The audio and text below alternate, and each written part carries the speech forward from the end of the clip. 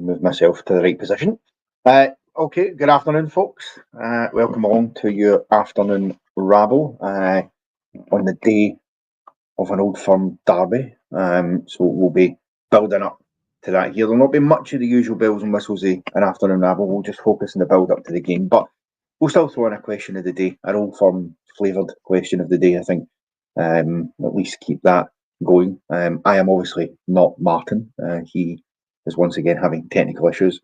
That's what he claims anyway. I think it's probably more that he's just fed up of getting hammered in the who am I's. I think that's probably the case. But nevertheless, you get myself and Alex for most of the afternoon, because we'll be on during the watch along as well. So do tune in for that. I'm going to start though very quickly. Just on a more somber note, but I think it's, we have to acknowledge it. Of course, 54 years ago, the 2nd of January 1971, 66 Rangers fans attended our Old Firm derby and sadly never made it home. And they will always be remembered. Later on, when we're doing the watch along, there will be a minute's silence, obviously the ground and stuff. So we'll partake in that as well, as a mark of respect to those people. A tragic thing, Alex. Something that should never happen. You shouldn't, people shouldn't go to a football game and not come home. It just shouldn't happen. No, it's definitely not a thing that should happen at all, Corey. You don't really want to be going to a football game, saying goodbye to your loved ones, and that'd be the final time you're saying goodbye. Always a sad thought when it's something you remember. So I think it's important to do the minute silence. And as you're saying, during the watch along, we will also do the minute silence. At the corner's got a wee overlay prepared that we'll put up, so you won't see our faces during that minute silence. We'll have that on screen. But it's just important to respect that, Connor, isn't it? Yeah, it absolutely is. And quite right, people chiming in. Always remembered, and Sniper there. Sad day for the club, and absolutely Sniper. The family's all involved, because it might have been 54 years ago, but those people who are still with us today, who lost loved ones there, will very much be feeling it, as I'm sure they do every year. So yeah, we'll respect that. Alex, big day. It's looking at the situation that we're in, going into this, 14 points behind in the league. That's pretty much all but done. I mean, at best we can be 11 points behind by the end of the day. Worst, we're going to be 17 behind. But obviously the same issue that we've got right now, we've got a lot of injuries. A lot of people now out of the team. Tav out. We know obviously Suter still out. Balogun might come back in. Jack Butland, obviously the latest added to that list yesterday with the news that he spent his Hogmanay in hospital due to an internal bleed in his leg, apparently. So, yeah, not a great way to prepare for a game of this magnitude.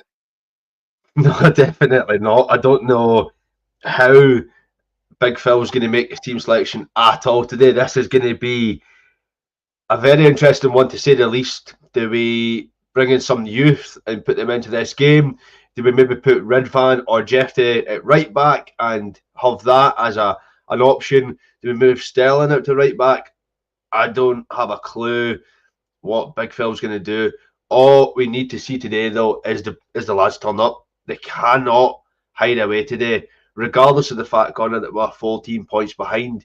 We can't go into this game at home with our own fans and expect to just be turned over. It's going to be a massive game, but everybody that plays needs to turn up. Obviously, the focus is going to be on the likes of Kelly going to be coming in for the second start. Proper's going to have a light shine on him, definitely, because he's been so shaky at the back, and now he's got three attackers who have got massive amounts of pace, and will just continue to run at him. I don't know how we're going to cope with this. Do we go on midfield three and try and control the middle of the park? Big Phil has got some massive questions to ask today. Hopefully, sports science don't get in the way today and pick the team. Phil needs to go with the strongest available 11, and that's what we need to see, because anything less and we're just going to get turned over. You're on mute, son. I mean, yeah, it's going to take one hell of an effort for the guys that are available when they go out there, Alex. I mean, if you're looking at it just now, Jordy there, someone picks Munn instead of Kelly. Listen, that cannot happen. Although the way things are going, Kelly will end up getting injured in the fucking warm up or something like that, and then Munn won't. So, His wife will go into labour and he'll be running away for the stadium. I mean, listen, the last time we were in an Old Firm game and had to play a third choice goalkeeper, it was Robbie McCrory, and he actually kept a clean sheet on that day. However, all due respect to him, he's not quite Robbie McCrory yet either. No. So, Liam Kelly will come in.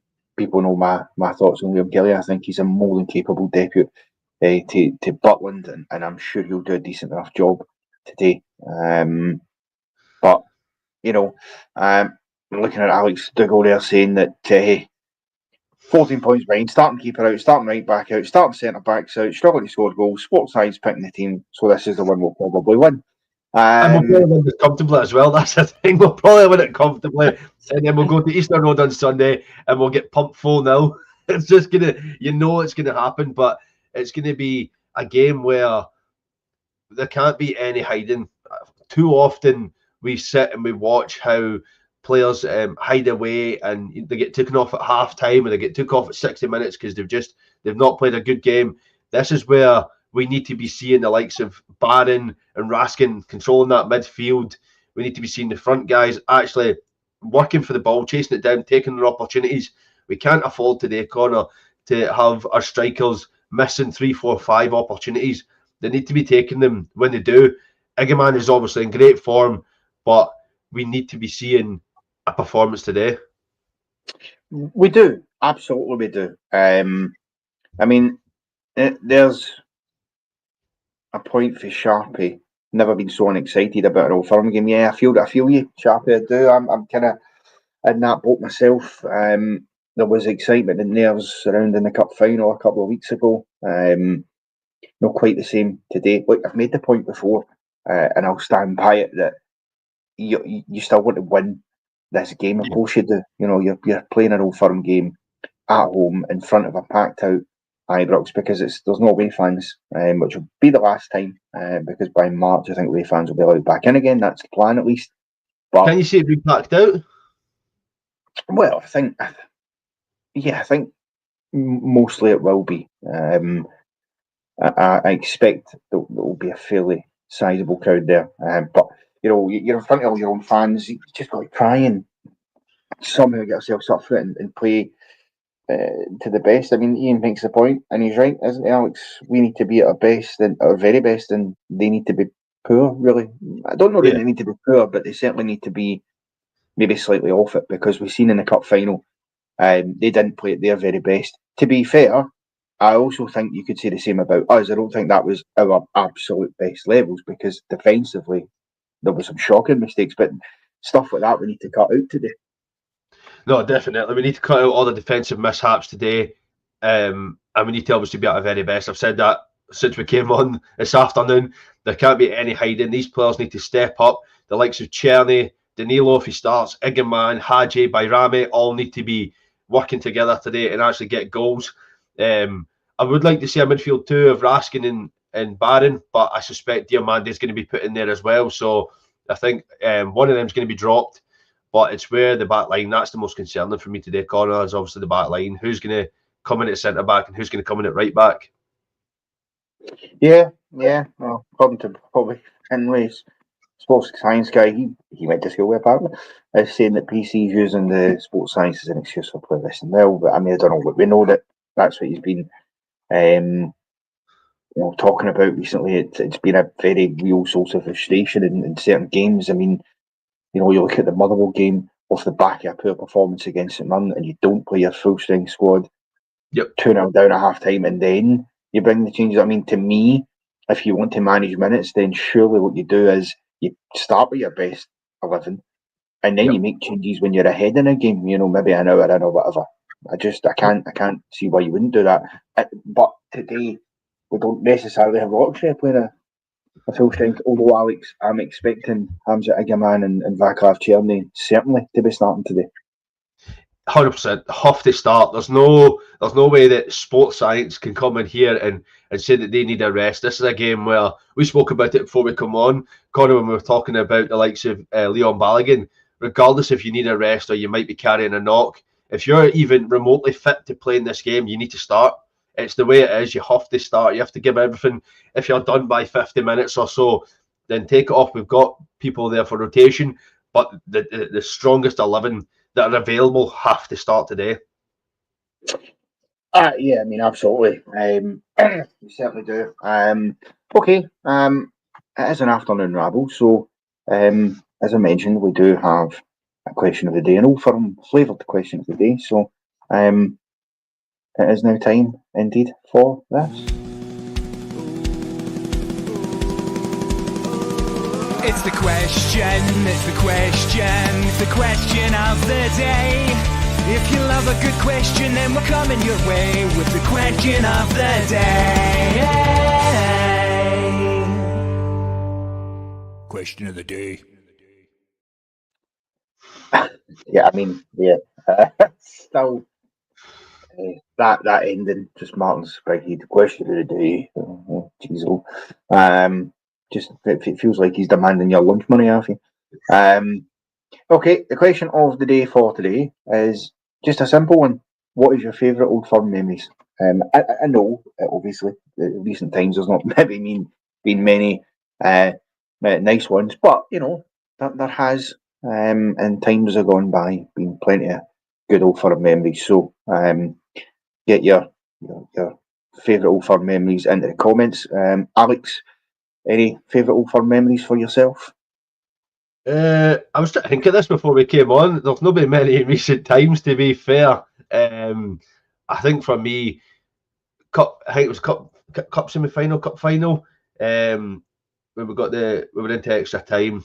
Vladimir Weiss takes a quick free kick, pumps it through to Nikica Jelavic, hits the shot, and it bounces off both posts, and it does that arc into the goal. I think for me, that's probably one of my favourite Old Firm memories, is just that goal. The fact that it looked like it was hitting the post and not going in, and then it found its way into the back of the net, as I think it was Izagiri tried to clear it and he smashed into the post. Yes, yeah, I remember that. I do remember that. Yeah, Kyle Williams going for the 5-1 at Ibrox. Yeah, I'm assuming he means ever 5-1 at Ibrox. It has dawned on me that there has been a reverse of that as well, but given that the scoreline he's put there is actually 5 is in the home sides bracket, we'll stick with that, because we've got a 5-1 in 2000, I think it was, which was a weird time, because at that time the teams were they're fairly close in terms of quality, and yet you had these Old Firm games where either side delivered hammerings to the other at varying times. You just never knew. Sometimes you get really tight games that were draws or one goal in it. Other times you got like a 5-1. You had 4-0s in there. I think there was a couple of 6s as well. It was just a bit of mayhem back then, you know. Bo Anderson scoring 2 after Albert's free kick. I mean, listen, the hammer was unbelievable, his free kick. Ricky says Ray Wilkins' volley. Don't remember that myself. That's just my age, though. Well, I've got a couple. I mean, I suppose. Who put that up? Oh, Me? Alex. I was like, what the hell? I pressed a button there. Yeah. I mean, for me, I think it's funny. Certainly modern times wise, I think one of my favourites has to be Pedro Mendes for that corner kick in the 4-2 win at Parkhead back in 2009, a season that we did go on and win the league as well, because that was exceptional. There was only 2 players on the park who knew what was happening there, who knew what they were doing, because even the other Rangers players in the box, I don't think knew. They just stood there and they were expecting about me. They didn't have a clue. Stephen Davis and Pedro Mendes, and just that great pass out, great corner out for Davis to set it up. Mendes just hit it first time. What a goal that was. I also seen as well, it's not so much a memory for me, but I've seen clips of it. one of the greatest saves I think you've ever seen in an Old Firm derby as well, during a 3-3 at Ibrox in 1995, I want to say. The goalie, Andy Gorham, what a save he made for Pierre Van Hooijdonk. I would encourage anybody to go and look it up, because for all money, I think everybody thought Van Hooijdonk had put the ball in the back of the net, and somehow Andy Gorham, one-on-one point blank range for about 6 yards, manages to produce just an unbelievable save, which is fantastic. Of course, we've also got infamous victory where we won the league title at Parkhead as well, which is always nice. But there we go. Scott Kearney saying Gaza's goal.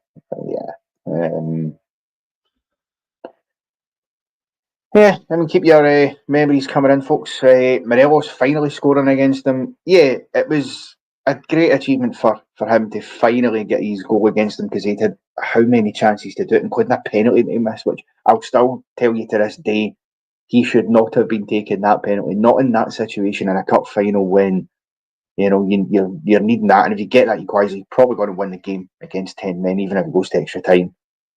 You have to take that, because he's a penalty. Because somebody that's never scored, that's added pressure.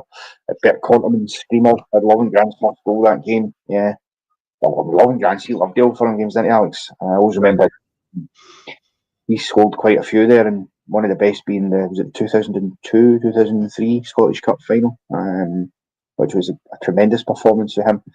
But Alex, a couple of people. I like this one here from Davy Boy here. I like this one, Most recent good memory, Katic to make it 2-1 at Celtic Park. All the memory, Louvrecran scoring in the last minute.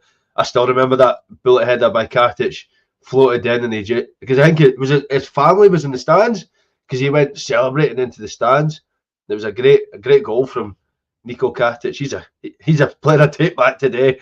Just get some defensive stability in that back line, because we're struggling today. Yeah, 100%. Well, that's an interesting one. Aldo saying Celtic fans, when he worked with at the time of the Gorham save, were in the Broomlin and could not believe he saved it. Even said it was better than Gordon Banks' save. Well, it was certainly up there. That's for sure. Gordon Banks' save is always regarded as the greatest save of all time, but there's a few that challenge it. That one for Gorham's definitely one. I'd argue Emi Martinez's a couple of weeks ago against Forest probably goes up there as well. Is that the one you put on the line? Just incredible. But yeah, fantastic. But Alex, a few people saying, I'm trying to find the comments, but there's a lot come in, obviously, with this question of the day, so I've sort of missed it. But the manager himself, Clement, and his future at Rangers. Alex, if he loses today, in what world can you survive at being 17 points behind on the 2nd of January? Listen, I've said this, and I've taken some flack for it, right? But I've said this in a few of the pods I've been on now. I've been on a few with Martin and yourself. Clement's in a job until the summer, regardless of the result today. Clement's in a job till the summer. I can't see him getting sacked. I think we'll stick it out with him, even though the league is gone. Regardless of the result today, we'll stick with Clement until the end of the summer. The only saving grace he's got is the fact he's still in Europe. And if the fact he keeps grinding out results in Europe and getting us through games, he's going to stay in a job. And I don't know who, if Patrick Stewart or anybody else has got the nerve to actually sack him. I can't see it happening. I can't see us sacking him and bringing in either a new manager or a caretaker until the end of the season. It's just not going to happen. Well, yeah, but Alex, Managerial makes a good point. This time last season, there was 2 points between us. It was very much a title race was on this point last season. Yes, eventually we chucked it away in typical Rangers fashion as soon as we got ourselves at the top of the table by getting beat away at Ross County and failing to take maximum points at Dundee. But that tells you how far backwards we have gone. That we went through 2 points behind them a year ago. Here we are 12 months later, going into the same game, and it's 14 points. Staring down the barrel of potentially 17. I understand what you're saying, and I don't disagree that the chances are they'll probably they'll probably keep him in. Yeah. But what does it say about the club that would be accepted? That you wouldn't sack a manager in that situation? Surely. And the fans, I mean, fans aren't going to accept that, Alex. No chance. Listen, the fans have turned long before today, Connor. I don't know how many pods we've been on that we've been saying that Clermont needs to be sacked. He can't survive this result. He can't survive that result. And yet he's still in a job. The fans have got absolutely zero say in this. It doesn't matter how much we are disagreeing with Philippe Clermont. He's in a job. I don't know who's going to sack him, because surely Patrick Stewart's been in a few games now. He's been at a few games. And as a club, surely that shows that we'll not obviously run properly, because you'd be wanting to sack him before now. I agree with Dougal. You could be down in fifth. Yeah, if we don't get our cards right. Do you know what I mean? And the fact that we're still saying it's fine. It's not fine. I mean, and I'll throw this to you, Alex, because this is maybe another side of the fence here. But Scott Kearney saying all these fans want him sacked, don't have anyone to take over, and then say we never had as much injuries last season. Yeah, but the thing is, for me, Scott, and I'll let Alex come in as well in a second. Yeah, you can make that point. We never had as much injuries last season. But what happened last season, Scott? We still threw it away. Clermont still found a way to blow it, even without injuries. And yes, we've got some injuries now, but the last month or so, I mean, the game against St Mirren on Thursday, realistically, we weren't too bad in the injury front. Actually, in that game on Thursday, we only had really, I think the big blow was obviously Suter, but we still had Balogun in there. He then picked up his knocking proper, came in, and we've seen what happened there. And I'm not disputing that there's a drop off in quality, but Clermont is partly responsible for signing some of these players. He brought a Robin Proper in the door, and the guy is absolutely hopeless in that back line. And today, if Balogun isn't fit, then he's going to be playing in that back line potentially alongside Leon King, maybe. That's a challenge, to work out in terms of anyone to take over. But I get that point, Alex. But you're still talking about Rangers, and clearly, if Clermont gets sacked, there will be people who will be wanting to take the job on. Would there be a point in an interim basis between now and the summer, which, if you felt that they had to do that to make sure they get it right, we wouldn't complain? Or whether you bring in your man, and whoever that is, I don't know. It might be that you have to step back and go for a slightly cheaper option and go down the route of a Derek McInnes. It might be that you look at an Ange Postecoglou type, somebody that's unheard of, but it's not a reason to keep him in if he's failing. No, he shouldn't be. He shouldn't be staying regardless. There was a comment there. I want to bring it up, saying that if we win today, from George here, if we win by a few today, still think we sack him. Yes, I think even if we get a result today, Con, it's papering over the cracks. It's not going to matter regardless, because this team doesn't seem to kick on. We get one good result, i.e. Tottenham, then we get beat in the cup final, then we go and we lose our next two games. We get a loss and a draw, and then we're going into this game 14 points behind. How is that acceptable for any manager to still be in a position where we are? Dougal made a great point as well, that this board have accepted we are a second place team. We are always going to be fighting for second place.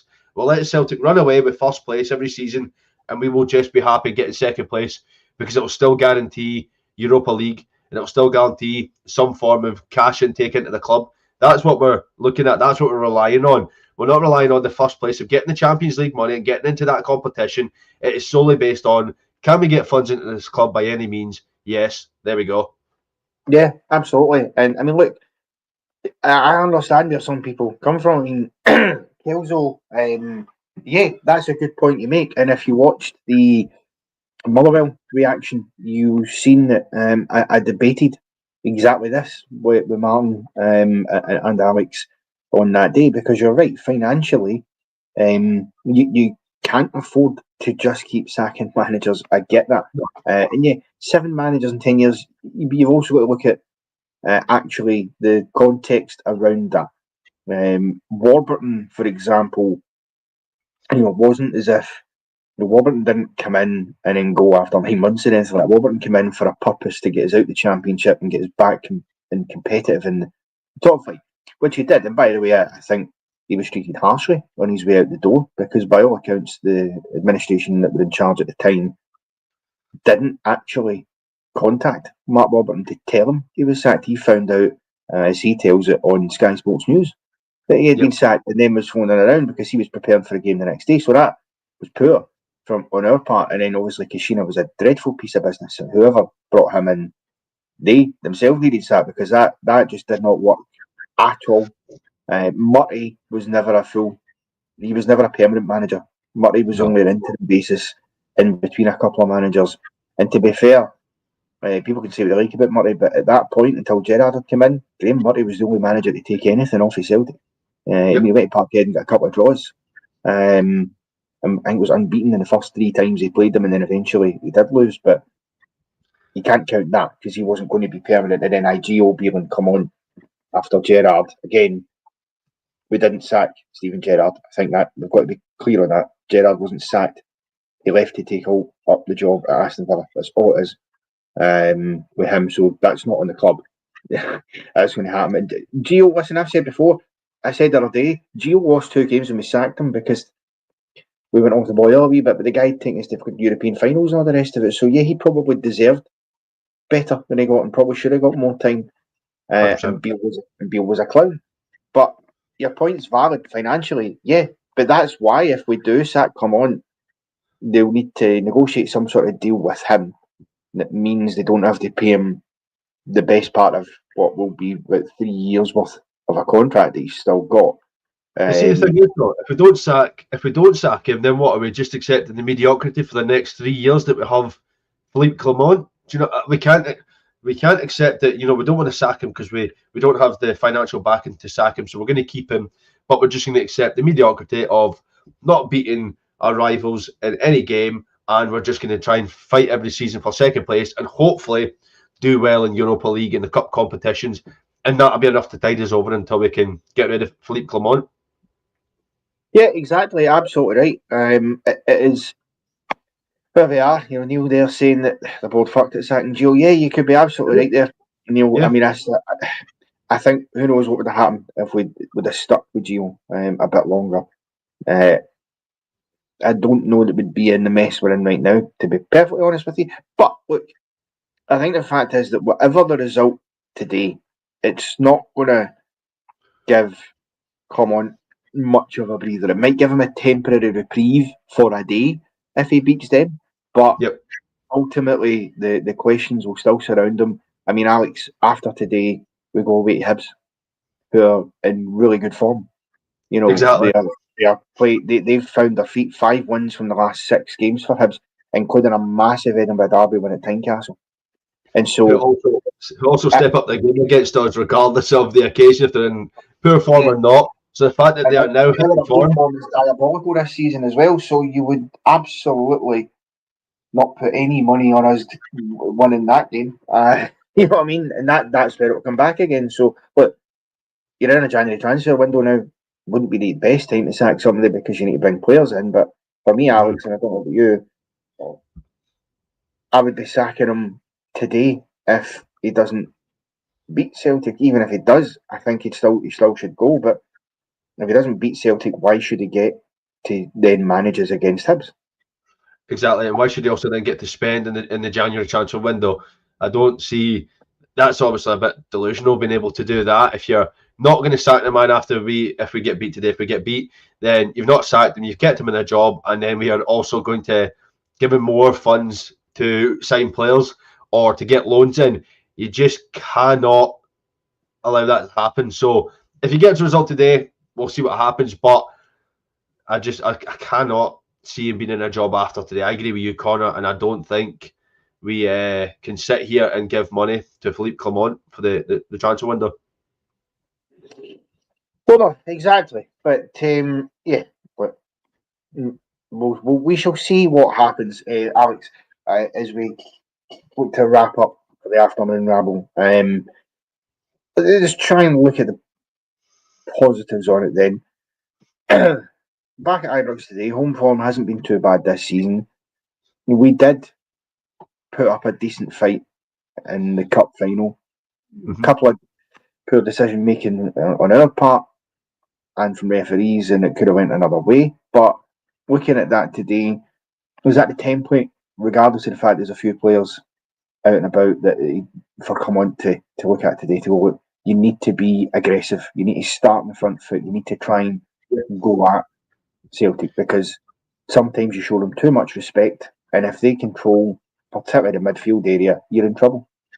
100%. We need. I keep saying this. We need to go at them today, regardless of the fact that we're obviously not the best of forms. We need to be controlling this game. We need to go with a bit of fight, a bit of intensity, and come in this game with the purpose of, we're not going to get beat. We have to win this game. We have to show these lads that there's obviously 3 players out, say 4 that are not starters. The rest of those players that are starting 11, they have to be showing why they're the starting players today and actually getting a result today. If not, then there's going to be serious questions on which players are actually going to be starting from now on, because if you've got like the likes of Igaman, can't let the occasion go to his head. Czerny has to play his game. Hadji has obviously played a few, knows what it's like. You've got Bannon and Raskin. These players need to go out here today, Connor, and put a statement on, not just for Clement in his tenure, but for themselves and the fans. The fans deserve a showing today.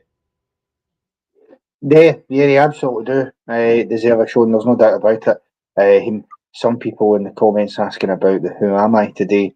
I mean, because it's building up to Old Firm, it's sort of afternoon Rabble week. This is just a lot more building Old Firm build up, but we still threw a question of the day in to do that. The who am I will be back tomorrow for the afternoon Rabble there, so don't worry.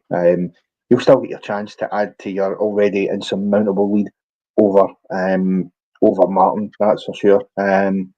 Paul, yeah, sorry, I meant to get to that. Yep.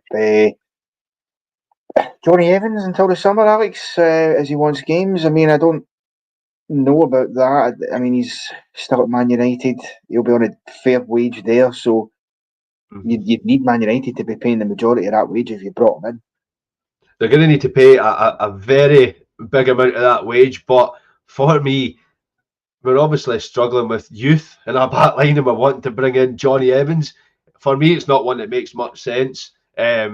I think we should be looking at a lot younger players that we can build for the future rather than Johnny Evans, who probably hasn't got the legs to play every game. Yeah, I agree. And to be fair, he's got a good experience, I suppose, but yeah, I don't know.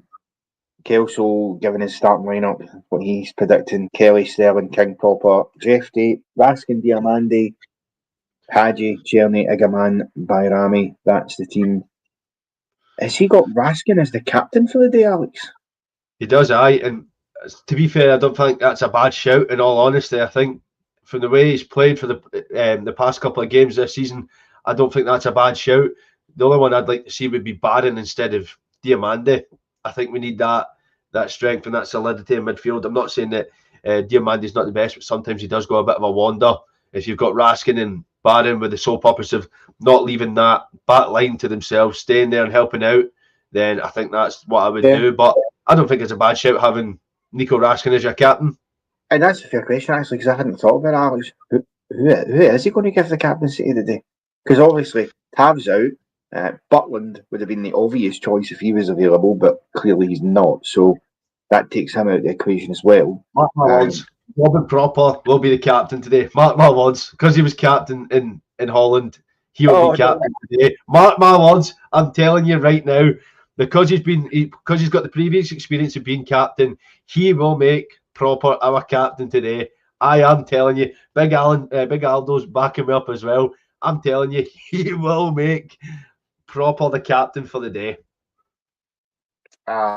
Please not. I'd rather he gave it to, I don't know, Sterling, make him the captain maybe, or Raskin, whatever, but Proper. I know he's been a captain, but I mean, he's where he's at now. I don't know. But anyway, nonetheless, folks, that'll do us for your afternoon Rabble today. Thanks for joining me, Alex. Good chat there as always, building things up. Okay. We will be back at 2:45, just 15 short minutes before kickoff, with your match day watch along for members only, of course. So those of you out there who have not signed up to become members yet, you still have time to become a member and join us on the watch along. That gives you enough time to go and get the kettle on, get the feet up for a bit, get a bite to eat, and then come back and join us in just over an hour and a half's time. As hopefully, we could be watching a decent result for Rangers. And at least me and Alex know this time we won't be on for 3 hours because it can't go to extra time today. No, definitely not. But yeah, so until then, folks, we will see you very, very soon.